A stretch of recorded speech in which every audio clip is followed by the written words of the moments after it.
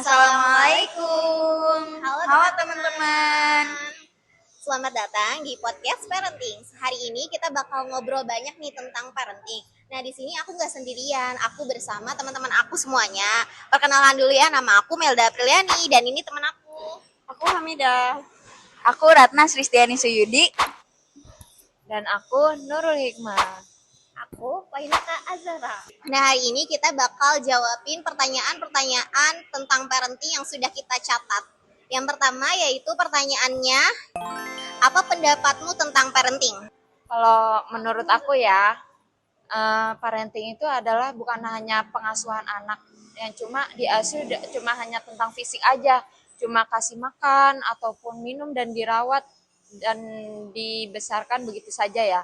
Tapi dengan proses membesarkan anak itu kita diiringi dengan kayak pendidikan, kita kasih pendidikan pada anak biar kedepannya tidak terjerumus ke hal-hal yang negatif ya. Dan sebagai orang tua, walaupun aku sendiri belum jadi orang tua gitu ya, jadi kita itu harus memberikan hal-hal yang positif pada anak, terutama kita harus memfokuskan pada pengembangan emosi anak dan pengembangan kognitif juga. Begitu sih menurut aku.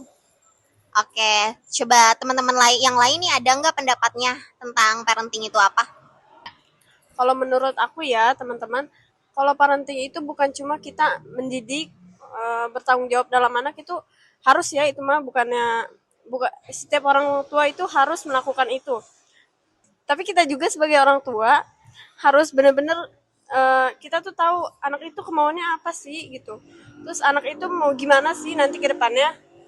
Terus bakal jadi apa nanti anak itu. Terus kalau menurut aku pola asuh yang wajib dilakukan oleh orang tua itu menjadi teman dekat anak. Itu salah satu cara untuk menjadikan anak itu terbuka bagi kita ya, bagi orang tua, kepada orang tua. Jadi anak itu mau gimana, mau ada masalah apapun dia bakal cerita sama orang tuanya.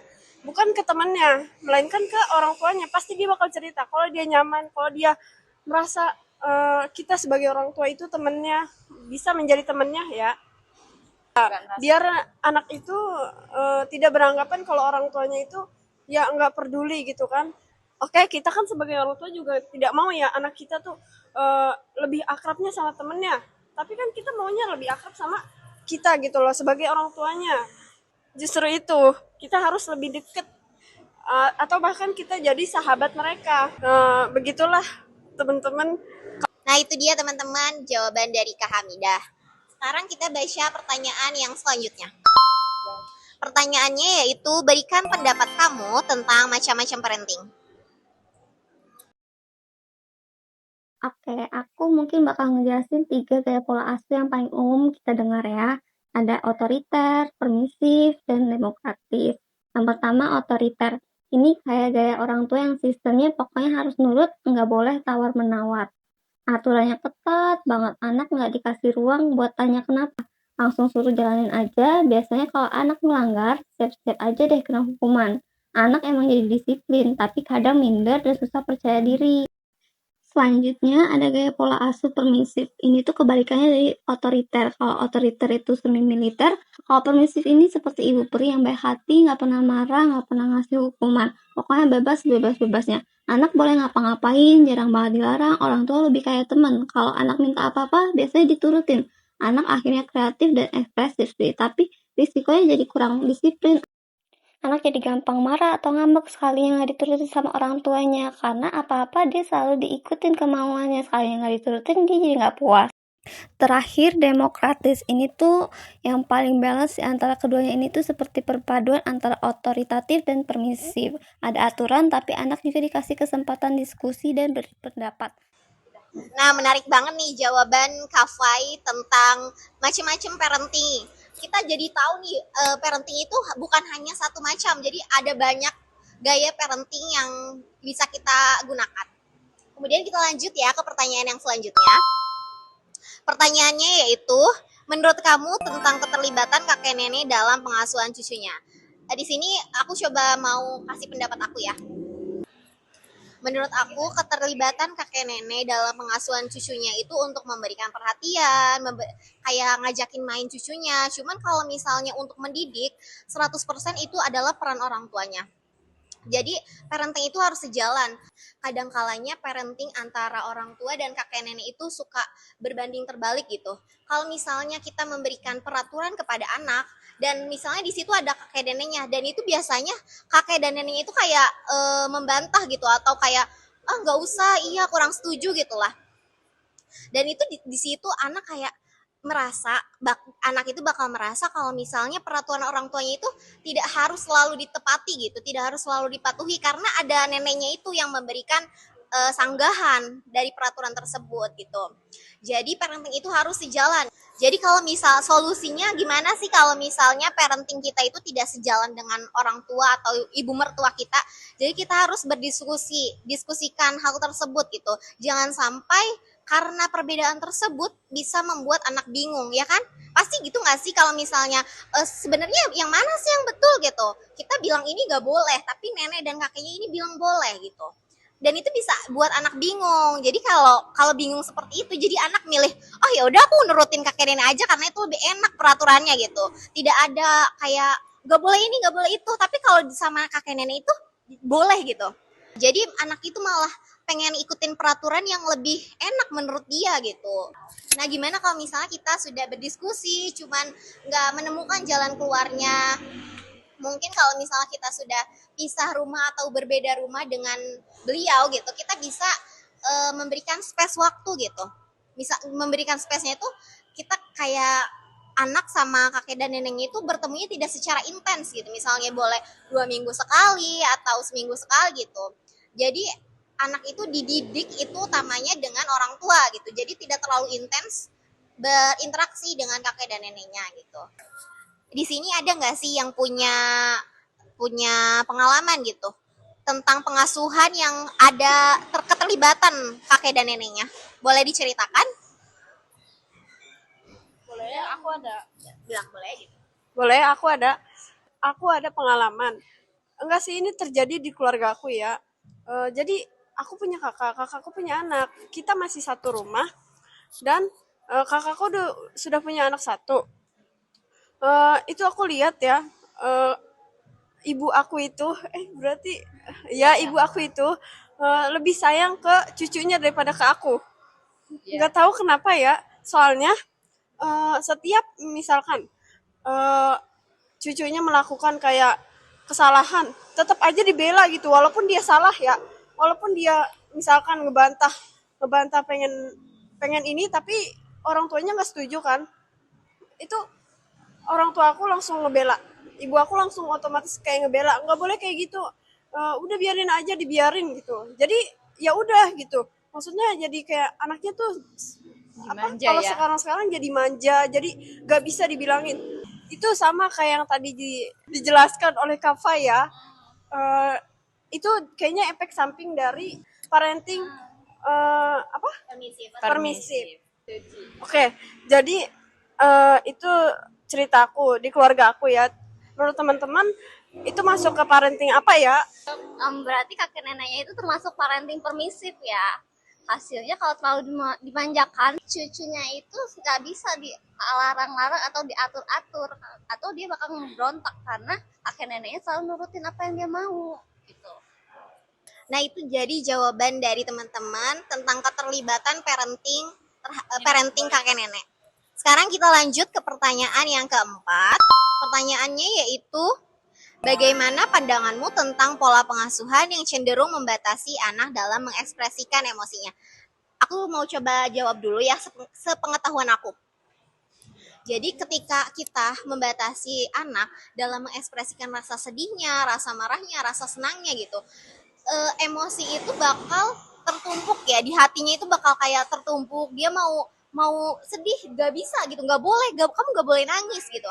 Jadi semua emosi negatifnya itu tertumpuk gitu, tertumpuk di dalam hatinya, dan itu kayak apa ya, kayak bom waktu gitu. Nanti sewaktu-waktu bakal meledak, entah itu ketika ia beranjak remaja atau kalau sudah dewasa atau sudah bekerja gitu. Jadi kalau misalnya contohnya itu ya, kayak misalnya kita punya anak gitu. Kalau misalnya anak sedang menangis gitu, kita bilang jangan nangis gitu. Terus kita juga bisa bilang anak cowok kok nangis gitu misalnya. Atau enggak kalau misal ketika dia lagi seneng banget gitu, jangan terlalu ketawa terlalu keras gitu, atau jangan terlalu seneng gitu, nanti jadi nangis loh akhirnya gitu kan. Kadang-kadang kita mendengar kata-kata yang seperti itu ya. Jadi iya tuh sebenarnya harus apa sih, nangis gak boleh, ketawa dia gak boleh gitu ya, dia semuanya dibatasi. Nah, karena hal tersebut mungkin di masa remajanya atau masa dewasanya dia akan menjadi flat gitu, kayak jadi anaknya kayak datar gitu, dia nggak bisa mengekspresikan rasa senangnya, rasa sedihnya juga dia nggak bisa mengekspresikannya gitu. Jadi kita nggak boleh membatasi anak dalam mengekspresikan emosinya, tapi kita ajarkan mereka untuk meregulasi emosinya. Meregulasi itu kayak kita gimana sih cara dia mengolah emosinya gitu. Kalau misalnya mereka lagi nangis kayak nangis kejer gitu, anak misalnya lagi nangis kejer, kita bisa bantu mereka untuk meregulasi. Kalau misalnya mereka masih nangis gitu, gak apa-apa gitu, masih nangis dulu, kita validasi dulu emosinya, gak apa-apa kamu nangis, gak apa-apa gitu maksudnya. Tapi kita jangan udah stop nangis ya, jangan gitu ya, jangan langsung seperti itu. Kalau misalnya dia nangisnya sambil meraung-raung, sambil mukul-mukul apa gitu, atau nendang-nendang, kita gak apa-apa, kayak kita diem dulu, kita nunggu anak sedikit lebih tenang, emosinya sedikit lebih turun gitu. Kemudian setelah itu kita memvalidasi dulu, Ade marah ya, nggak apa-apa kok Ade marah gitu. Tapi setelah itu kita berikan solusinya, gimana yang baiknya gitu setelah kita memvalidasi emosinya. Kayak Ade boleh kok marah, tapi tidak perlu tendang-dendang ya, atau tidak perlu sambil pukul-pukul ya gitu. Jadi kalau misalnya kita punya anak, kita nggak boleh langsung ngejudge gitu, ngejudge anaknya. Ini nggak bagus, ini nggak boleh. Kita jangan langsung menstop gitu. Kita boleh memvalidasi dulu. Jadi kita nggak boleh judgmental gitu. Nah di sini aku mau tanya teman-teman, mungkin ada pengalaman teman-teman atau pengalaman di sekitar teman-teman yang kayak bersangkutan gitu, berhubungan dengan pembatasan ekspresi. Coba boleh, ada yang mau jawab? Boleh. Oke, aku mau bantu jawab dari cerita tadi ya. Cerita tadi yaitu bukan dari pengalaman aku pribadi sih, cuman dari lingkungan sekolah gitu. Nah, jadi aku kan udah mulai mengajar gitu ya. Nah, di sini tuh ada satu orang anak yang memang yang selalu dibatasi aktivitasnya gitu ya. Ekspresinya gitu dibatasi gitu. Kayak kemauannya juga dibatasi gitu. Contohnya seperti kayak dia mau duduk sama si ini gak boleh gitu, dia mau dekat si ini gitu gak boleh ya, karena mungkin anaknya juga memang ada keterlambatan bicara gitu ya, jadi mungkin orang tuanya tuh khawatir gitu ya, karena dia takutnya dibully gitu, karena ada suatu ketika dia tuh lagi main sama temennya, cuman temennya tuh nggak mau deket-deket sama dia gitu ya, karena dia namanya anak kecil gitu ya, namanya anak kecil pasti kadang ada gimana gitu, lagi gamut main sama si ini. Nah kebetulan orang tuanya tuh ngeliat kayak aku mah gak mau sama kamu gitu ya. Nah terus orang tuanya tuh tahu gitu, nah jadi dia takut, orang tuanya tuh takut kalau misalnya anaknya tuh gak ada yang nemenin gitu. Nah dampaknya dari itu, jadi dia tuh benar-benar gak percaya diri gitu. Bahkan setiap hari pun jadi gini, kalau misalnya si anak datang itu dia pertama salim ke guru. Nah cuman dia tuh nggak langsung duduk, atau nggak langsung misalnya kita lagi baris, dia tuh nggak langsung ikut baris gitu. Karena gitu orang tuanya yang selalu membatasi gitu, gak boleh deket sama si ini, gak boleh deket sama si ini. Sepele itu pun gitu ya, buat dia nyari tempat duduk atau dia ikut baris pun dia nggak berani gitu, takut karena kan dibatasi oleh orang tuanya. Bahkan dia nyampe nanya ke guru, bu aku di mana, bu aku di mana, bahkan pernah sampai nangis-nangis gitu karena gak boleh, aku gak boleh di sini, aku gak boleh deket ini sama orang tua aku gitu sih. Oke, kalau aku mau tanya, kalau misalnya itu kan dibatasi perlakuannya. Kalau misalnya emosinya kadang dibatasi nggak sih, kalau misalnya dia lagi sedih atau lagi marah gitu, dibatasi nggak sih sama orang tuanya? Mungkin kamu pernah mengamati gitu atau enggak? Kalau misalnya emosi sih enggak ya, karena apa ya, dia tuh kayak anaknya emang baik-baik aja gitu ya. Cuman itu doang sih, lebih ke dibatasi aktivitas gitu ya. Eh, Berarti menurut aku ya itu kayak masuknya parenting otoriter ya. Jadi kayak setiap perlakuannya dibatasi gitu. Ini nggak boleh, itu nggak boleh gitu. Jadi bisa memberikan dampak negatifnya itu tadi ya. Dia jadi tidak percaya diri gitu. Baik. Nah, kita lanjut ke pertanyaan yang terakhir. Pertanyaannya yaitu, jika kamu memiliki anak, parenting apa yang bakal kalian gunakan gitu? Apakah parenting otoriter, demokratis, atau permisif? Boleh dijawab? Iya, oke. Boleh aku bantu jawab ya? Nah, jadi kalau misalnya aku pribadi kalau punya anak, aku bakal nerapin parenting otoritatif. Oke. Ada yang tahu otoritatif? Oh iya. Itu sejenisnya. Demokratis. Demokratis ya.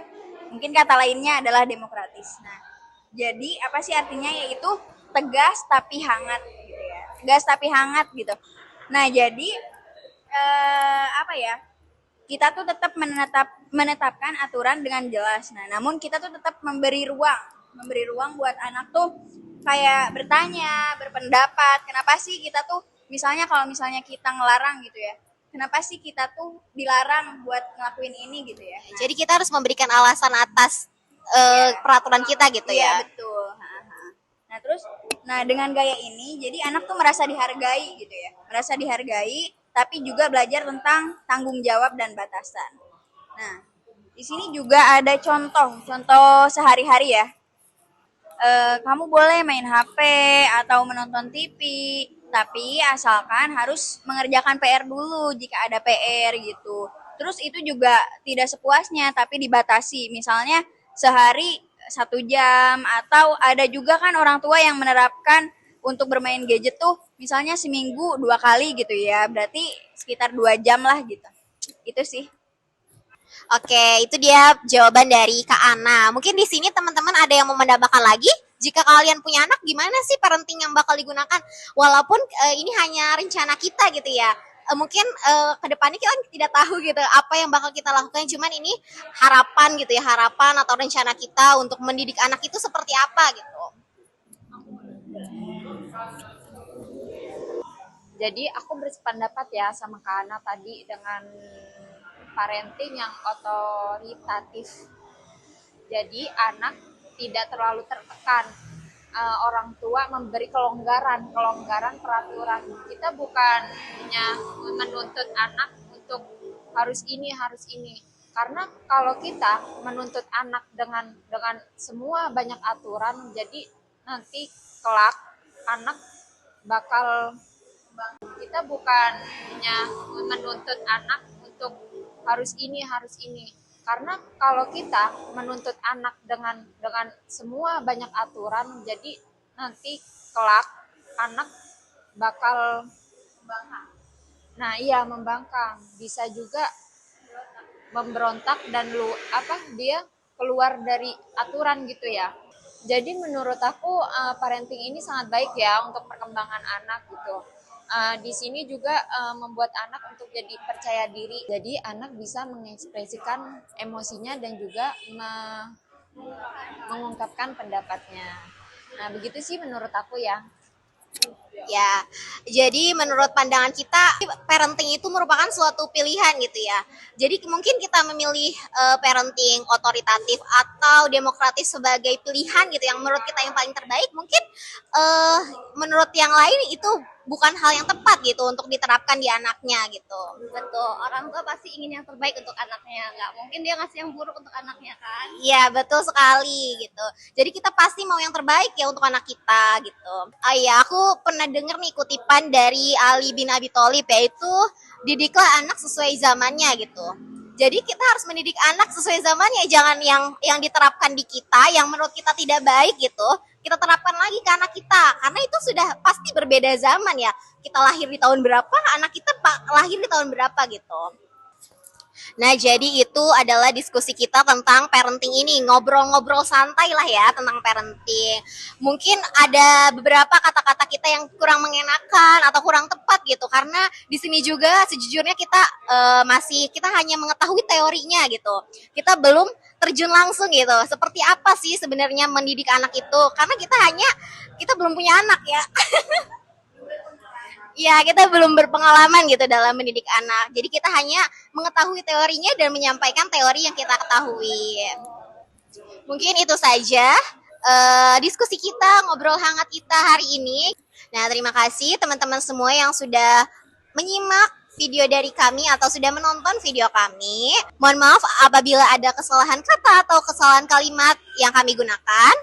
Wassalamualaikum. Terima kasih teman-teman.